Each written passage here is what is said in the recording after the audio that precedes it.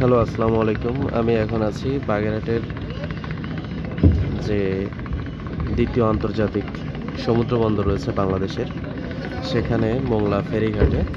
তো এই মোংলা নদীতে দেখুন এখানে কি পরিমাণ ভাটা পড়ছে,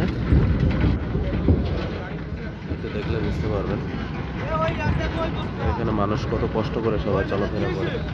এখানে দেখেন আপনার ওই যে বিভিন্ন ট্যুরিস্ট যে বোটগুলো আছে, সে বোটগুলো এখানে রাখা আছে। এখানে আবার নৌবাহিনীর একটা জাহাজ দেখতে পাওয়া যাচ্ছে। বিভিন্ন জায়গা থেকে মানুষও আসতেছে এখানে ভ্রমণ করার জন্য। আমি এখানে আজকে একটা কাজের জন্য আসছি।